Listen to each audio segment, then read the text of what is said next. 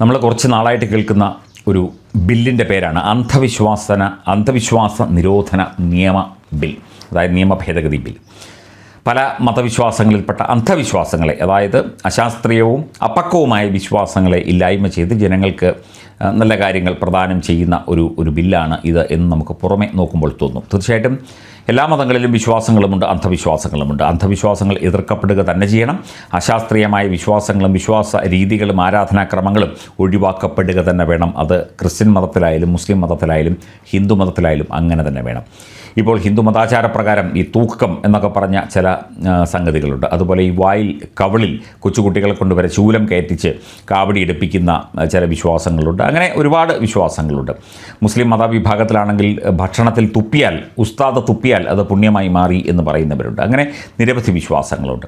ഈ വിശ്വാസങ്ങളെയും ഇത്തരം ആചാരങ്ങളെയും ഒക്കെ തന്നെ എതിർക്കുക തന്നെ വേണം. അതിനെയൊക്കെ തന്നെ ഒഴിവാക്കണം. ഇതൊക്കെ ക്രിമിനൽ ഒഫൻസായി തന്നെ കണക്കാക്കി കൃത്യമായ ശിക്ഷ നൽകണം, നിയന്ത്രണം വേണം. എല്ലാ കാര്യങ്ങളും നമ്മൾ അംഗീകരിക്കുന്നു. പക്ഷേ ഈ ബില്ലുമായി ബന്ധപ്പെട്ട ഒരു വാദം അല്ലെങ്കിൽ ഒരു പരാതിയായി പറയുന്നത് ഹിന്ദു മത വിഭാഗങ്ങൾ, ഇപ്പം ഹിന്ദുക്കളാണല്ലോ ഭൂരിപക്ഷം, ക്ഷേത്രങ്ങളാണ് കൂടുതൽ. അപ്പം ഈ ക്ഷേത്രങ്ങളിലുള്ള വിശ്വാസങ്ങളെ, അതായത് എല്ലാ പൂജാവിധികളെയും വേണമെങ്കിൽ അന്ധവിശ്വാസങ്ങളായി കരുതാം. അതിനെ അങ്ങനെ മാറ്റിയെടുക്കാം. ഇപ്പം ഗണപതി ഹോമം കഴിക്കുന്നു, വെറുതെ ഇരുന്ന് ഒരു കല്ലും ഒക്കെ കൂട്ടി 3-4 ഇഷ്ടികയൊക്കെ വെച്ച് കുറേ തൊണ്ടും ചിരട്ടയും ഒക്കെ ഇട്ട് അതിലേക്ക് നാളികേരവും മറ്റും കാര്യങ്ങളും ഹോമിക്കുന്നു. ആ നാളികേരം അരച്ച് ചമ്മന്തി അരച്ച് തിന്നുകൂടെ?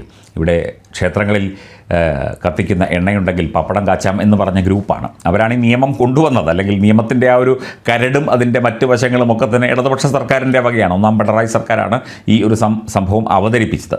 പിന്നീടത് പലതരത്തിൽ ചർച്ചയാകും എന്നതുകൊണ്ടാണ് അത് വീണ്ടും ചർച്ചയ്ക്കെടുക്കാത്തത്. നോക്കാം.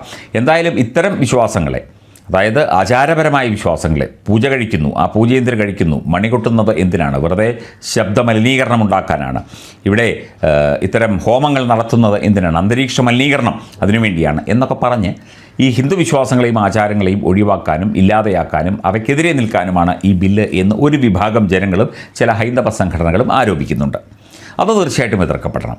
അങ്ങനെയാണെങ്കിൽ തീർച്ചയായിട്ടും എല്ലാ മതവിഭാഗത്തിലും പെട്ട ഇത്തരം കാര്യങ്ങൾ, ബാങ്ക് വിളി, അതും ശബ്ദമലിനീകരണമാണ്. അല്ലെങ്കിൽ പള്ളിയിലെ മണിയടി, അതും ശബ്ദമലിനീകരണമാണ്. അങ്ങനെയൊക്കെ പറഞ്ഞ് അത്തരം കാര്യങ്ങളെ ഒഴിവാക്കണം. എല്ലാവരെയും ഒരുപോലെ കാണണ്ടേ?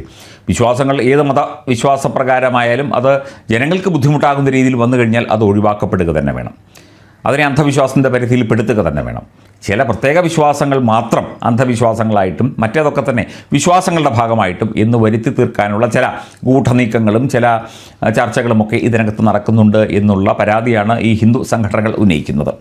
അതെന്തായാലും നടക്കാൻ പോകുന്നില്ല, അല്ലെങ്കിൽ അത് നടക്കുന്നത് ശരിയായ രീതിയല്ല.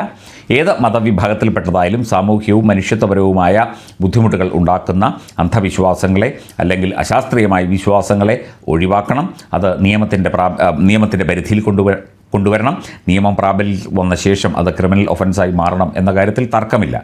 പക്ഷേ തിരഞ്ഞു പിടിച്ചുകൊണ്ട് പ്രത്യേക മതവിഭാഗങ്ങളെ, എപ്പോഴും ഹിന്ദു എന്തെങ്കിലും അവൻ്റെ ആശയങ്ങൾ പറയുകയാണെങ്കിൽ അത് വർഗീയതയും, മറ്റ് മതസ്ഥർ പറയുകയാണെങ്കിൽ അത് മതേതരവുമായി മാറുന്ന ഒരു സ്ഥിതിവിശേഷം കേരളത്തിലുണ്ട്.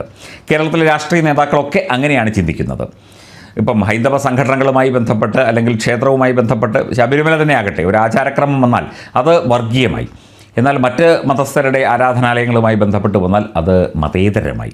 അത്തരത്തിൽ ഒരു രണ്ടും കെട്ട നിലപാട് ഇവിടെ കേരളത്തിൽ നിലവിലുണ്ട്. എന്തിനേയും ഏതിനേയും മതവുമായിട്ടും രാഷ്ട്രീയവുമായിട്ടും കലർത്തുന്ന ഒരു രീതി ഇവിടെയുണ്ട്. അത് വോട്ട് ബാങ്ക് രാഷ്ട്രീയമാണ് രാഷ്ട്രീയക്കാരുടെ. അവരവരുടെ വിശ്വാസപ്രകാരം ഇത്തരം കാര്യങ്ങളിലൊക്കെ തന്നെ ഇടപെടുകയും എന്നാൽ മാറി നിന്നങ്ങോട്ട് ചീത്ത വിളിക്കുകയും ചെയ്യും. വി.ഡി. സതീശനൊക്കെ പറയുന്നത് കേട്ട് കഴിഞ്ഞാൽ സത്യം പറഞ്ഞാൽ ഇത് എന്തൊരു മനുഷ്യനാണ് എന്ന് തോന്നിപ്പോകും. യാതൊരു യുക്തിയുമില്ലാതെയാണ് ഓരോ കാര്യങ്ങളൊക്കെ ഈ മുസ്ലിം മതവിഭാഗവുമായി ബന്ധപ്പെട്ട ചില വിശ്വാസങ്ങളുടെ കാര്യങ്ങളൊക്കെ വിളിച്ച് പറയുന്നത്. എന്തായാലും അന്ധവിശ്വാസം നിരോധിക്കേണ്ടത് തന്നെയാണ്. അന്ധവിശ്വാസങ്ങൾ ക്രിമിനൽ ഒഫൻസ് ആക്കേണ്ടത് തന്നെയാണ്. ആർക്കും ബുദ്ധിമുട്ടുണ്ടാകുന്ന രീതിയിൽ വിശ്വാസങ്ങളെ കൊണ്ടുചെന്ന് എത്തിച്ച് അതിനെ മഹത്വവൽക്കരിക്കാൻ ഒരിക്കലും ശ്രമിക്കുന്നതിനോട് നമുക്കൊരിക്കലും യോജിപ്പില്ല. പക്ഷേ അത് ഒരു പ്രത്യേക വിഭാഗത്തിന് മാത്രം ആനുകൂല്യങ്ങളും പ്രത്യേക വിഭാഗത്തിൻ്റെ മതവിശ്വാസങ്ങളും ഒക്കെ തന്നെ അന്ധവിശ്വാസങ്ങളാക്കി മാറ്റാനുള്ള ഇരട്ടത്താപ്പ് നയം തീർച്ചയായിട്ടും ചോദ്യം ചെയ്യപ്പെടുക തന്നെ വേണം എന്നാണ് ഒരു പൊതു അഭിപ്രായം.